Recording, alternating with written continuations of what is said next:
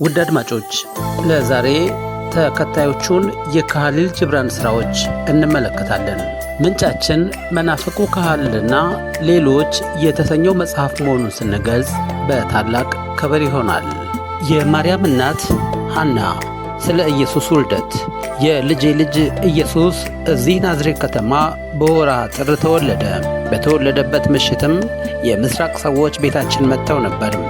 እነዚያ ሰዎች ከምድያን ነጋዴዎች ጋር ወደ ግብፅ በማለፍ ላይ የነበሩ የፋርስ ሰዎች ናቸው። ወደ ቤታችን ጎራ ያሉትም እንግዳ ማረፊያ ሄደው አልጋ በማጣታቸው ማደሪያ ፈልገው ነበር። እንግዶቹን ወደ ቤት አስገባሁኝ። ከዚያም ልጄ ዛሬ ማታ ወንድ ልጅ ወልዳልኛለች፣ ከእንግዳ ተቀባይ የሚጠበቅ መስተንግዶ ባላደርግላችሁ እንኳን ይቅር ትሉኛላችሁ አልኳቸው። እነርሱም ማረፊያ ስለሰጠኋቸው አመሰገኑኝ። እራት ከተመገቡ በኋላም የተወለደውን ሕፃን ማየት እንሻለን ሲሉ ጠየቁኝ። ፈሪሳውያኑ ማርያምንና ሕፃን ልጇን በተመለከቱ ጊዜ ከኪሶቻቸው ወርቅ፣ ብር፣ ከርቤና ዕጣን አውጥተው በሕፃኑ እግር ስር አኖሩ። ከዚያም በፊቱ ተንበርክከው ለእኛ እንግዳ በሆነ ቋንቋ ጸለዩ። እንግዶቹን ወደ ተዘጋጀላቸው ማደሪያ ሲወስዳቸው ፊታቸው በአክብሮታዊ ፍርሃት ተሞልቶ ይታይ ነበር። በማለዳም ተነስተው የግብፅ ጉዟቸውን ከመቀጠላቸው በፊት እንዲህ በማለት ተሰናበቱኝ። ሕፃኑ ገና የአንድ ቀን ዕድሜ ቢኖረውም የፈጣሪያችን ብርሃን በዓይኖቹ እንዲሁም የጌታችንን ፈገግታ ደግሞ አፉ ላይ ተመልክተናል። ሁላችሁንም ይጠብቃችሁ ዘንድ እንድትጠብቁት አደራም። ይህንን ተናግረው ግመሎቻቸው ላይ ወጥተው ሄዱ። ከዚያ ቀን በኋላም አላየናቸውም።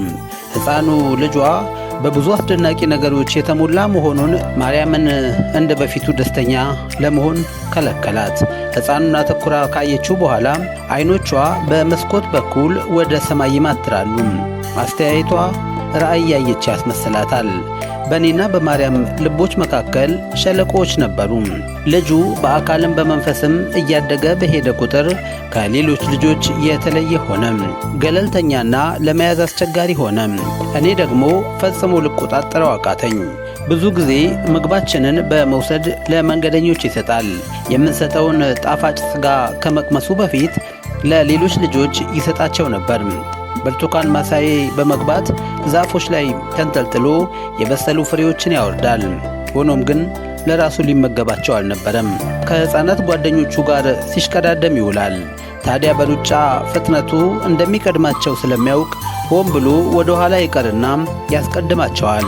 ይተኛ ዘንድ ወደ አልጋው ሳደርሰው እንዲህ ይል ነበር፣ ለእናቴና ለሌሎች ሥጋዬ ብቻ እንደሚተኛ ንገሪያቸው። አእምሮዬ እስከ ማለዳ ድረስ ከእነርሱ አእምሮ ጋር መሆኑን ንገሪያቸው። በርካታ አስደናቂ ቃላት ከአንደበቱ ይወጡ ነበር።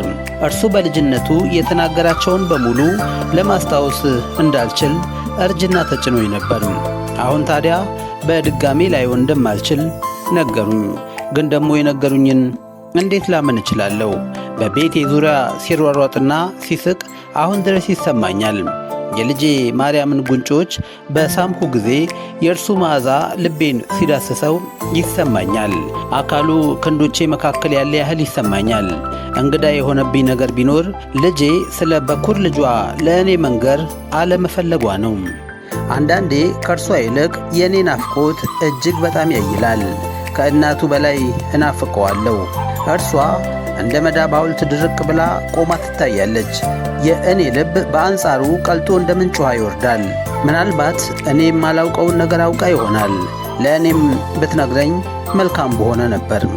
የጢር አንደበት ርቱዕ የሚባለው አሳፍ ስለ ኢየሱስ ንግግሮች። ስለ ኢየሱስ ንግግር ምን ልናገር እችላለሁ? ምናልባት ሰብአዊነት ለቃላቱ ያዋሰው ኃይል አድማጭን የመማረክ ብርታት ሰጥቶት ይሆናል። ምክንያቱም የደስደስ ያለውና የቀን ብርሃን ወዝ ፊቱን ያንጸባረቀበት ነበር። ከፊቱ የተሰበሰቡ ወንድና ሴቶች የእርሱን ንግግር ከመስማት ይልቅ መልኩን ያዩ ነበር። ሆኖም ግን በመንፈስ ተሞልቶ በሚናገር ጊዜ የመንፈስ ኃይል በአድማጮች ላይ ይሞላ ነበር። በወጣትነት ዘመኔ ታዋቂ የሆኑ የሮም የአቴንስና የእስክንድሪያ አንደበተ ርቱዕ መምህራን ሲናገር ሰምቻለሁ። ወጣቱ ናዝራዊ ከሁሉም የተለየ ነው። እነርሱ ቃላትን በመምረጥ አድማጭን ለመመሰጥ በሚያስችል አግባብ ያቀናጁ ነበር። የኢየሱስን ንግግር ስትሰሙ ግን ልባችሁ ከውስጣችሁ በመውጣት ከዚያ በፊት ያላያችሁትን ቦታ ትጎበኛለች። በሶርያ ምድር ያልተነገሩ ታሪኮችን ይናገራል። የእርሱ እንቆቅልሾችም ቢሆኑ ቀድሞ ያልተሰሙ ናቸው። ከወቅቶቹ ላይ በመምዘዝ የሚፈትላቸው ይመስላሉ። ትረካውን እንዲህ ባለ መግቢያ ይጀምራል። ገበሬ ዘር ሊዘራ ወደ ማሳው ወጣ። ወይም በቀድሞ ዘመን ሰፊ የወይን እርሻዎች የነበሩት አንድ ባለጸጋ ነበር። ወይም የበጎች እረኛው ምሽት ላይ በጎቹን ሲቆጥር አንድ ጠቦት እንደጠፋችበት አወቀ። እነዚህን የመሳሰሉ ቃላቶች አድማጭን ወደ ራሳቸው ቀላል ሕይወት እንዲሁም የቀድሞ ዓመታት ሁኔታቸው ይወስዳቸዋል። በልባችን ሁላችንም አራሾች ነን። ሁላችንም የወይን ማሳዎች አሉን። በትውስታችን የግጦሽ መሬት ላይ የበጎች እረኛ፣ የበግ መንጋና አንዲት የጠፋች ጠቦት አሉን። ሁላችንም ማረሻ፣ የወይን መጭመቂያና የእህል መውቂያ ውድማ አለን። ቀደምተኛነታችንን ያውቀዋል። ለዘመናት ያለማቋረጥ የተሸመንበትን ድርና ልቃቂትም ያውቃል። የሮምና አቴንስ ተናጋሪዎች ለአድማጮቻቸው ሕይወት ከአእምሮ መረዳት አንጻር ይናገራሉ። ናዝራዊው በአንጻሩ በልባችን የተቀመጠ ናፍቆት ይነግረናል። እነርሱ ሕይወትን ከኔና ከናንተ እይታ በበለጠ ጥራት ማየት አይችሉም። ኢየሱስ ግን ሕይወትን በፈጣሪ ብርሃን አይቷታል። ብዙ ጊዜ እርሱ ለሕዝብ ሲናገር ስለምሰማው ተራራ ለሜዳ የሚናገር መስሎ ይሰማኛል። በአቴንስም ሆነ በሮማ አንደበት ርቱ ተናጋሪዎች ድምፅ ውስጥ የሌለ ኃይል በእርሱ ንግግር ውስጥ አለም።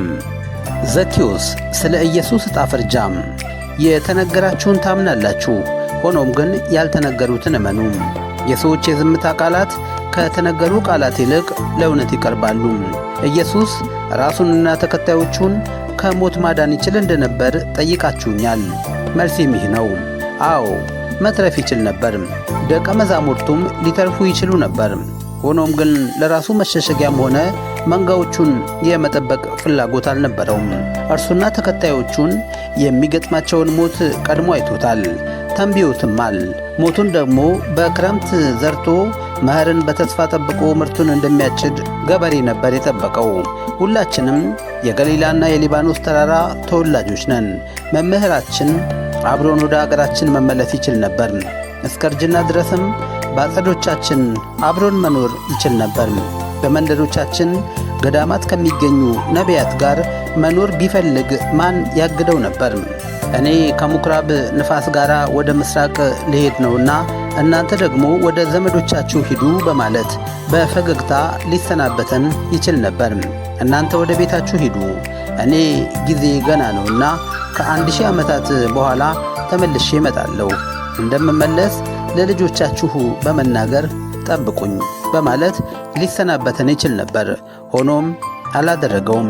የማይታየውን ቤተ መቅደስ ለማነጽ ራሱ የማዕዘን ድንጋይ ሆኖ እጁን ደግሞ እንደ ትናንሽ ጠጠር በዙሪያው ማስቀመጥ ነበረበት። የሕይወቱ ዛፍ ያድግ ዘንድ ደሙን ሊያጠጣው ግድ ነበርና ደሙን ከስሩ አፈሰሰ። ይህ ደግሞ መሥዋዕትነት ብቻ ሳይሆን ትርፍ ካሳም ነበር። ሞቱ ገላጭ ነውና የኢየሱስ ሞትም የእርሱን ሕይወት ለእኛ ገለጠልን። ከእናንተና ከጠላቶቹ ቢያመልጥ ኖሮ እናንተ የዚህች ዓለም ገዢ ስለምትሆኑ እርሱም ሞትን አያመልጥም ነበር። ሆኖም ግን እርሱ ሁሉን ማግኘት የሚሻ ደግሞ ሁሉን ይሰጣል።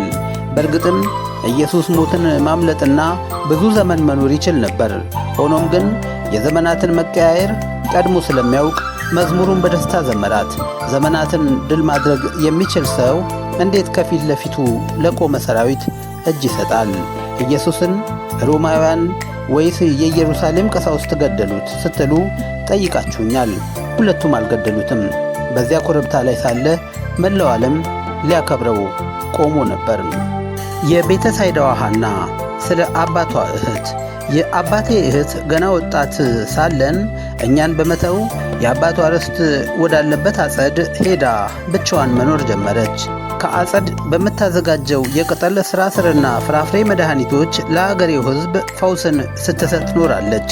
አክስቴን እንደ ነቢያት የሚያዋት እንዳሉ ሁሉ አስማተኛና ጠንቋይ የሚሏትም አሉ። አንድ ቀን አባቴ ወይን ዘቢብና ዳቦ አስይዞ ወደ አክስቴ ዘንድ ላከኝ። ቤቷ እንደገባሁም አንድ ሰው ሰላም አላት። አክስቴም ሰላም ላንተ ይሁን የቅዱስና እርኩስ መናፍስት ሁሉ አለቃ በማለት ሰላምታውን መለሰችለት። እርሱም በፈገግታ አይቶን ሄደ። የአክስቴ አነጋገር ቢያስቅም ሳቄን ዋጥኩኝ። በዚያ ቀን አክስቴ ያበደች መስላኝ ነበር። መሳሳቴ የገባኝ በኋላ ነበር። አክስቴ ቁጣዋን ላለማሳየት እየሞከረች እንዲህ አለችኝ። ልጄ ሆይ የምነግርሽን አትርሺ። ቅድም ያለፈው ሰው በቂሳራውያንና በግዛታቸው ላይ ይነግሣል። የቄልዶንን ባለዘውድ ወይፈንና የግብፅን ባለሰው ራስ አንበሳም ታግሎ ይጥላል፣ ዓለምንም ይመራል። ዛሬ በኩራት የተራመደበት የኢየሩሳሌም ምድርም ትጠፋለች። እኔም በፍርሃት ሰማኋትና ይህ ሰው ማን ነው?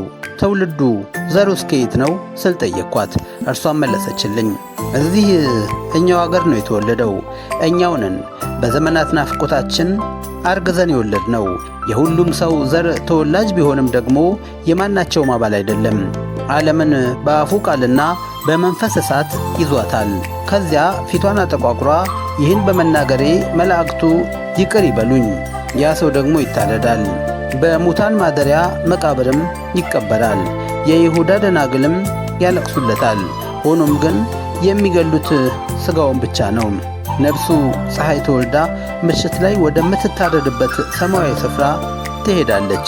ስሙም በሰው ልጆች ዘንድ ለዘላለም ይታወሳል። አክስቴ በዚያ ወቅት ዕድሜዋ ከፍ ያለ ሲሆን እኔ ደግሞ ያልታረሰ ድንግል መሬትና የዋህ ልጅ ነበርኩኝ። ኢየሱስም ከሞት ተነስቶ ሕዝቡን ወደ ፀሐይ ግባት መራቸው። የፈረዱበት ሕዝቦችም ጠፉ። ችሎት የቆሙበትና የሞት ፍርድ የተጣለበት የችሎት አዳራሽም እንዲሁም ሀገሪቷም ጠፉ።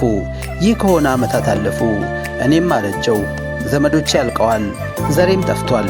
ኢየሱስን ከዚያን ቀን በኋላ አንዴ ብቻ አየሁት።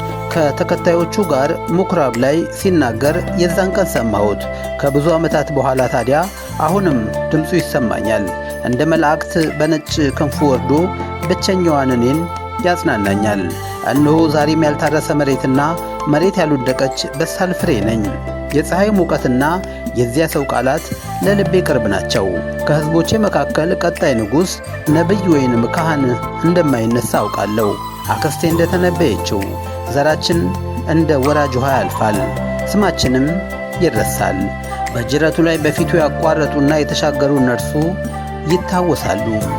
ውድ አድማጮች ለዛሬ ያዘጋጀውላችሁ ይህን ይመስል ነበር። እንደተለመደው ከስንብቴ በፊት ግን እንዲህ ብዬ ላብቃ። የዋህነት ራስን የመገነጃ ከፈን ነው። ወንድዬ ካሳ ነኝ።